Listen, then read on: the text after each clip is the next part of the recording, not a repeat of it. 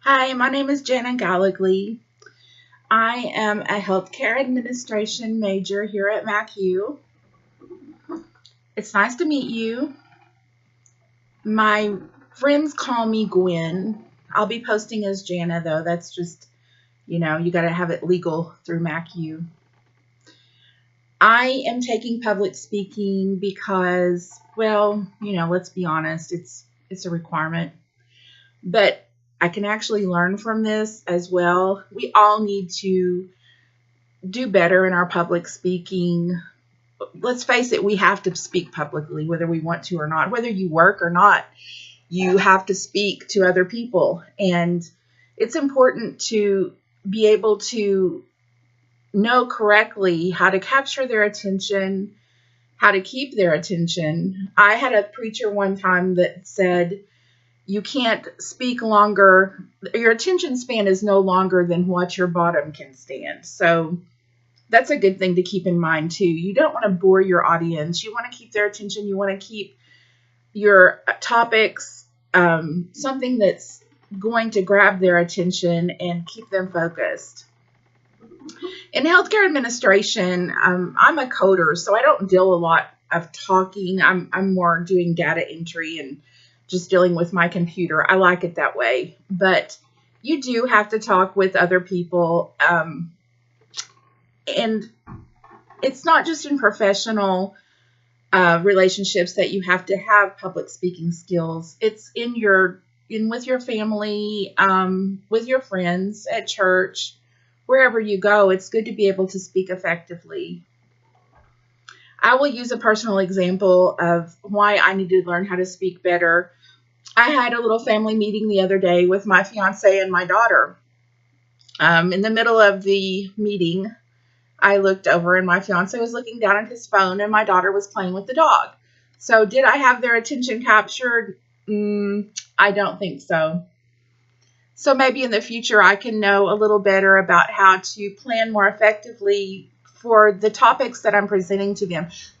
Grab their attention, get my points across, and make them think they're enjoying hearing it. I think that's kind of the key to public speaking, is getting on the level of your audience and presenting it in a fashion that they're going to take note and pay attention. And they think it's their idea to pay attention, not because you're force feeding the information down their throat.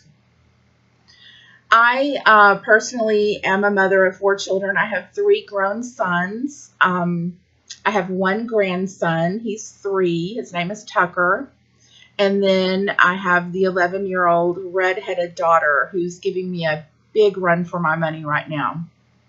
Public speaking, for her, she hopes that I would never publicly speak because, when you have an 11-year-old daughter, they want you to keep your mouth shut and walk 10 steps behind them in public. Anything having to do with public and your mother when you're 11 is just completely taboo. So maybe I can learn maybe how not to embarrass her. She may enjoy the fact that I am taking this class.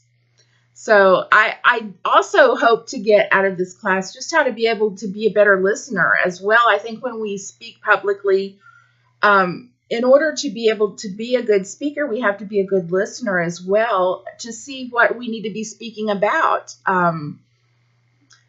That's an important part of knowing what your audience wants to hear. And when I say audience, I know you're automatically thinking of like a crowded sanctuary or a big arena.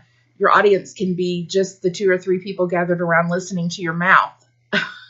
You need to make sure that you've listened carefully to what, and when I say you, I'm directing that back at myself. We need to be able to know that we have listened to what the audience wants us to speak, what they want to hear coming from our mouths. When I was in 5th grade, I had an old teacher one time that said, the emptier the can, the louder it rattles. I didn't really understand that at first. I went home and asked my mom, and she said, well, the sign of an educated person is being able to keep your mouth shut. I processed that. And as I've gotten older and matured, I understand that that's true. So if we're just going to be rattling, just like an empty can with a few rocks in it rattles louder than one with a lot of rocks in it. If we're going to open our mouth, we need to make sure that what comes out is worth hearing. And in this class, I hope that I can learn to weed out what is maybe an opinion that I don't need to let out, I need to keep to myself, and one that is worth sharing with others. Anyway, it's nice to meet you all. Like I said, you'll see me as Jana. I'm really Gwen, and I look forward to getting to know you all through our little screencast or videos. I don't know what we're going to call them. But anyway, it's nice to meet you through our first little video here. Bye.